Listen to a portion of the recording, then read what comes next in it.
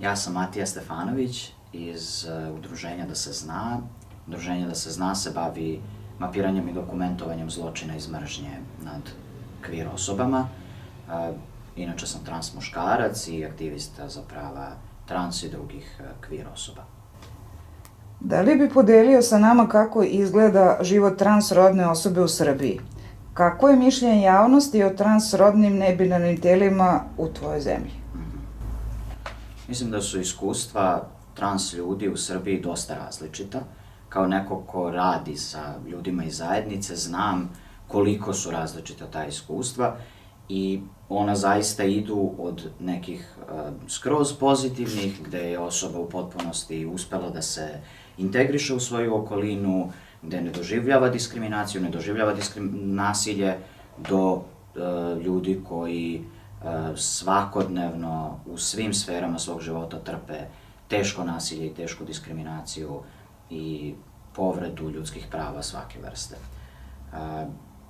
Mislim da javnost i društvo u Srbiji tretira trans tela kao neku vrstu senzacije i ukoliko ste neko ko otvoreno govori o svom trans identitetu, neminovno je da ćete se suočiti sa pitanjima o svom telu, o svom odnosu prema svom telu, o tome kako vaše telo izgleda, o zahtevima da se vaše telo, da ljudi vide vaše telo. To ide od nekih pitanja koja se mogu izguglati, gde su ljudi znatiželjni o tome kako izgleda operacija prilagođavanja pola, do zahteva da podnosim račune o tome šta imam u gaćama, da se tako izrazim. Šta za tebe znači reč diskriminacija? Da li si nekada bio diskriminisan u bilo kojoj sferi društvenog života kao što su obrazovanje, zaposlenje, zdravstvena zaštita i javne službe, na primer pri upisu na studije, u potrazi za poslom ili kod pristupa javnim ustanovama, zato što si transrodna osoba? Diskriminacija, recimo slučajevi diskriminacije koje dokumentuju Udruženje Da se zna, neki su naravno vrlo očigledni i tu nema nikakve dileme, ali često je diskriminacija vrlo suptilna i maliciozna. Često se dešava posebno recimo u radnom okruženju da osoba bude diskriminisana na osnovu svog rodnog identiteta, ali ne može to da dokaže. Zato što se to onda krije iza raznih izgovora, a u stvari je jasno kao dan da se radi o diskriminaciji, ali vi to ne možete da dokažete i onda ništa tu ne možete da uradite. Ja ne mogu reći da sam lično doživljavao diskriminaciju, ali to je takođe posledica činjenice da se ja krećem u vrlo uskom krugu ljudi, da radim u LGBT organizaciji, i da zapravo nemam toliko prilike da doživim diskriminaciju. Doživljavam diskriminaciju kao kada se izlažem javnosti, kada gostujem na televiziji, kada govorim negde javno o svom iskustvu, onda doživljavam diskriminaciju i često ta diskriminacija bude toliko banalna i toliko smešna jer zapravo pokazuje koliko ti ljudi koji žele da me uvrede, povrede i diskriminišu, u stvari ne znaju ni o čemu pričaju. Pa mi se dešavalo, ja na primjer kažem da sam trans muškarac, onda osoba ne zna šta je trans muškarac, šta je trans žena, pomisli da je meni na rođenju pripisan muški pol i da ja prolazim tranziciju u suprotnom smeru i onda mi kaže nikad nećeš biti žensko. I ja kažem tačno. Kada razmišljaš kada i zašto se dogodilo da budeš diskriminisan, da li su postojali trenuci u tvom životu kada si se posebno osjećao diskriminisan? Da. Moram da kažem da ja kao LGBT aktivista u stvari najviše doživljavam homofobiju i to je zato što ljudi mene uglavnom, ukoliko ne kažem da sam trans, ne percipiraju kao trans osobu. Tako da sam najviše doživljavao diskriminaciju na osnovu pretpostavljene seksualne orijentacije, tako da mnogo sam više puta u životu bio nazvan pederom i pederčinom nego transdžom, a transfobiju uglavnom sam doživljavao upravo to kada ljudi ne shvate ni šta je trans muškarac, šta je trans žena i onda pomisle da sam ja trans žena i onda me diskriminišu na taj način i mislim da su trans žene i trans feminine osobe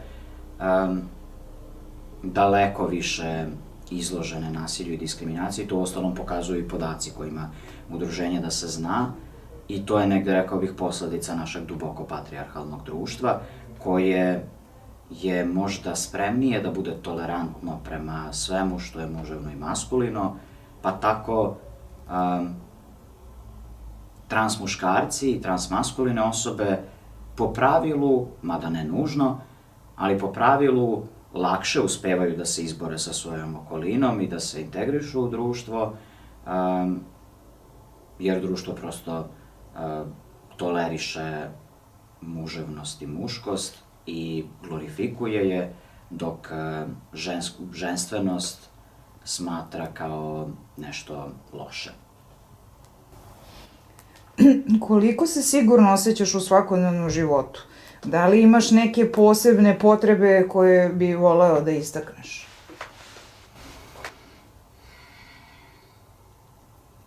Sad u ovom trenutku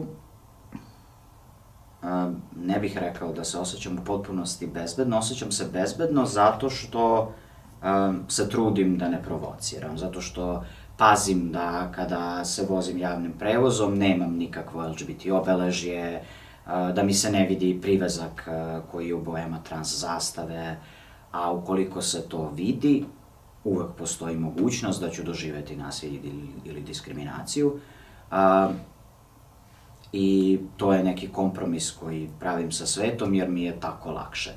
I to je tužno zato što su mnogi od nas i mnogi od nas prinuđeni da budu suptilni po pitanju svog identiteta, svoje prirode, da bismo izbegli da doživimo nasilje ili diskriminaciju. Postoje li situacije u tvom svakodnevnom životu u kojima se osjećaš nebezbedno? Da li si ikad doživao fizičko ili verbalno nasilje ili neku drugu vrstu uznemiravanja? Da, doživeo sam i fizičko i verbalno nasilje. Hvala Bogu, to nije bilo mnogo puta, ali jesam. I to se uglavnom dešavalo kada sam bio prepoznat kao aktivista za prava LGBT plus osoba.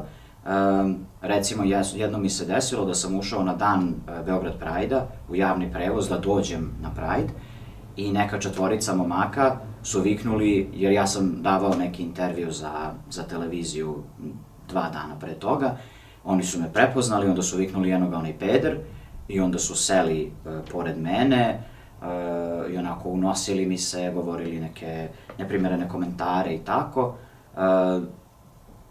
I tad sam se baš uplašio, tad sam stvarno pomislio da ću biti fizički napadnut. Jednom sam bio fizički napadnut na ulici, jer je osoba koja me napala me prepoznala, ja sam tada radio u Pride Info centru i ta osoba me prepoznala odatle. I radeći u Pride Info centru sam doživljavao pljuvanje, psovke, pretnje, unošenja, uvrede i tako dalje, kao koordinator Pride Info centra.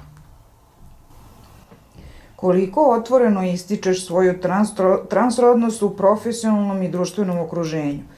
Da li misliš da je važno da osobe na poslu sa kojima živiš i srećeš se u svom okruženju znaju da je neko transrodna ili nebinarna osoba?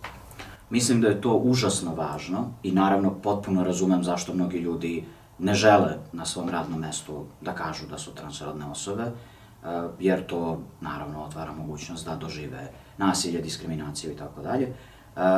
I baš zato ja kao neko ko je dovoljno privilegovan da o tome govori javno, jer ja pobogu radim u LGBT organizaciji, onda smatram da je na neki način moja dužnost da budem vrlo javan po pitanju svog rodnog identiteta i nema sfere mog života u kojoj ja nisam otvoren po pitanju svog rodnog identiteta. To mi je užasno važno jer je, znate, nama često govore a što morate to da namećete, pa nije vam to cela ličnost. Pa ovo društvo je učinilo da to bude vrlo veliki deo moje ličnosti. I da se toliko pitanja u mom životu i da se toliko delova moje ličnosti ipak vrti oko toga. Ne zato što to tako treba, nego zato što ovo društvo tretira trans ljude na način na koji nas tretira i zato što je proces tranzicije jedno toliko teško i mukotrpno iskustvo za mnoge ljude da ono zaista obeleži sve što mi jesmo. I zbog toga ja nikad ne bih rekao da je to što sam ja trans nebitno. Biće bitno do kraja mog života. S obzirom da društvo tumači proces afirmacije roda koristeći pre i posle, iz tvog iskustva, da li si primetio promenu u ponašanju drugih nakon afirmacije svog roda? Kada si započeo socijalizaciju sa novim rodom, drugačijim od onog koji ti je dodeljen rođenjem, da li ti je život bio teži ili lakši? Život mi je mnogo lakši jer sada kao neko koji je u najvećem broju situacija percipiran kao muškarac i niko ne dovodi u pitanje moj rodni identitet, jer imam tu sreću, rekao bih, to je svakako i neka vrsta zaštite, da me ljudi vide i automatski pretpostave moj rodni identitet ispravno. Da, društvo mnogo drugačije tretira muškarce od žena i ljude koje percipira kao žene od ljudi koje percipira kao muškarce. Mislim da sam tek kada sam prošao tranziciju i kada je društvo počelo da me percipira kao muškarca shvatio koliko je naše društvo mizogino i seksističko i koliko drugačije se ljudi ophode prema muškarcima i prema ženama.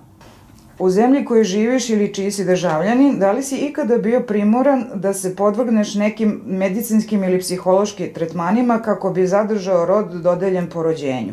Da li bi želeo da podeliš to iskustvo?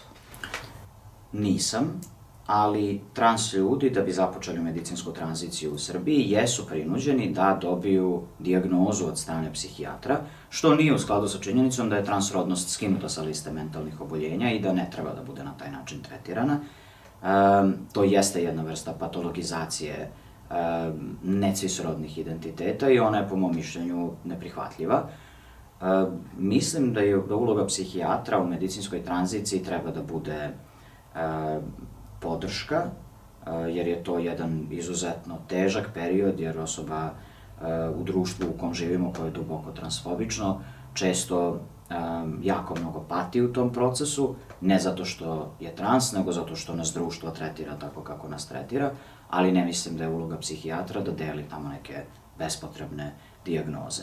Udruženje Da se zna ima dokumentovanih više slučajeva konverzivne terapije. One se sreću u raznim oblicima i mnogi ljudi ne znaju ni da prepoznaju da je nešto što su doživjeli zapravo konverzivna terapija. Ako vas neko, roditelj recimo, pošalje kod psihologa ili psihijatra nakon što se autujete, ne bi li vas taj neko popravio ili izlečio, to je konverzivna terapija. Ako vas pošalju u manastir da iz vas isteruju demone, to je konverzivna terapija. I ta iskustva su vrlo česta i vrlo traumatična i upravo zato što su tako traumatična, mnogi ljudi o njima nikad i ne progovore.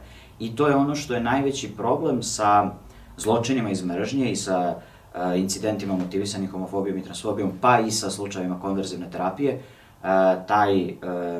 ta nespremnost da se o tome govori, da se ti slučajevi prijavljuju, iz straha od ponovne diskriminacije, od otkrivanja svog rodnog identiteta, seksualne orijentacije, iz tog osjećaja srama koji nam ovo društvo nameće i koje nam celog našeg života govori da je to što smo mi nešto nenormalno i nešto čega treba da se stidimo. Koje su promene neophodne u tvojoj zemlji da bi se stvorilo okruženje u kojem bi se transrodne i nebinarne osobe osjećale sigurno i prihvaćeno? Za početak zakonska rešenja, to se pre svega odnosi na usvajanje zakona o rodnom identitetu i pravima interseks osoba, ali takođe, rekao bih, edukacija i ja bih voleo kada bi bilo više transrodnih osoba koje bi javno govorile o svojim iskustvima, jer je to užasno važno za normalizaciju našeg postojanja, jer kada neko vidi transrodnu osobu, čuje transrodnu osobu, to onda samo po sebi povećava šanse da ta osoba počne da nas vidi kao ljude, a ne kao neku medijsku senzaciju. Nažalost, i mediji tu imaju veliku ulogu i često se i često pribegavaju neetičnim praksama, jer nas koriste za klikove i lajkove, jer je naše postojanje prosto jedna senzacija i to onda ide u senzacionalizam, a ne bi moralo da bude tako. Postoji mnogo etičnih načina na kojem bi mediji mogli i trebalo bi da izveštavaju o trans ljudima. Mi smo deo ovog društva i stoga sami po sebi i samim svojim postojanjem zaslužujemo javni prostor, zaslužujemo medijski prostor, zaslužujemo da postojimo u svakoj sferi ovog društva i da budemo vidljivi i da se to ne tumači kao nekakvo nametanje ili kao neka senzacija, već kao nešto što prosto jeste, kao što mi prosto jesmo. Pošto znam da imaš i iskustva u izvođačkim umetnostima na sceni i kao umetničkoj produkciji, da li misliš da bi trening iz izvođačkih umetnosti mogao da poboljša živote transrodnih i nebinarnih osoba? Ako smatraš da može, na koji način? Mislim da bi takav trening bio užasno važan i za ljude u izvođačkim umetnostima koji nisu transrodne osobe, zato što je jako važno da se promeni način na koji trans osobe dobijaju prostor u izvođačkim umetnostima, jer ga dobijaju malo, nedovoljno i kad ga dobijaju ga isključivo po toj identitetskoj liniji. Gotovo uvek trans ljudi dobijaju prostor onda kada je tema transrodnost, a ne kada je tema bilo šta drugo. I takođe, mislim da je jako važno da ohrabrujemo trans ljude da postoje u izvođačkim umetnostima, da se bave izvođačkim umetnostima, zato što izvođačke umetnosti često, na primjer, uključuju telo, a transrodna tela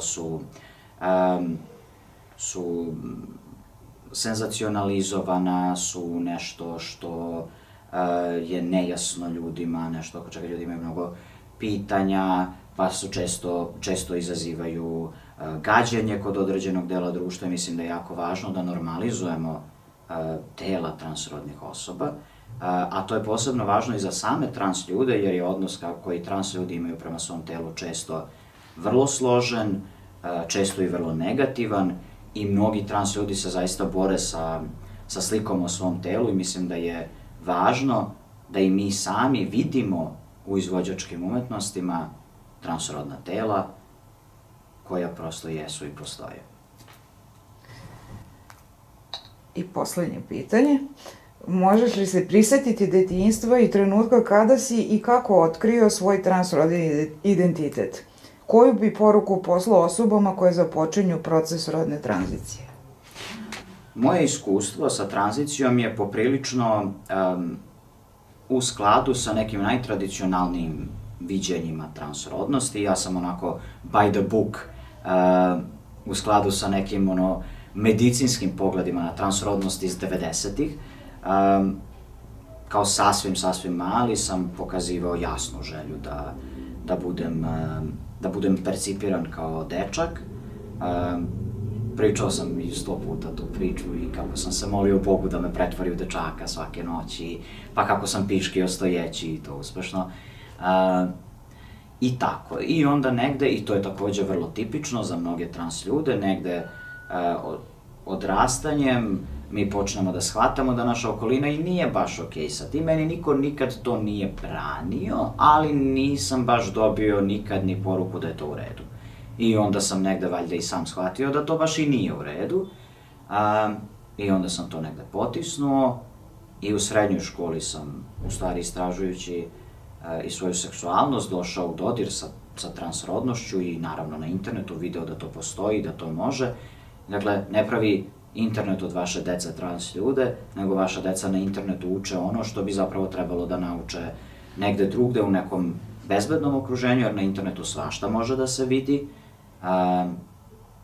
I zato je jako važno da postoji edukacija o seksualnosti i o rodnom identitetu koja, nažalost, kod nas u nekom formalnom obrazovanju ne postoji i naša se javnost toga užasava, a to bi bilo daleko bezbednije nego da pustimo našu decu da da sama moraju da istražuju ko su i šta su. Savet? Savet. Koji započinju proces?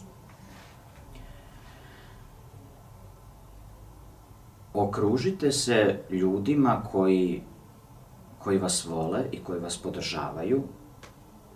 Ako možete, ne odustajte od ljudi koje vi volite, jer i njima nekad treba vremena i oni isto rastu i žive u ovom društvu koje je takvo kakvo jeste, koje je grubo i surovo i transfobično, ali pre svega brinite o sebi, čuvajte sebe i nemojte zaboraviti da je s vama sve u redu i da niste odvratni i da niste čudni i da niste nenormalni i da imate pravo da postojite u svakoj sferi ovog društva.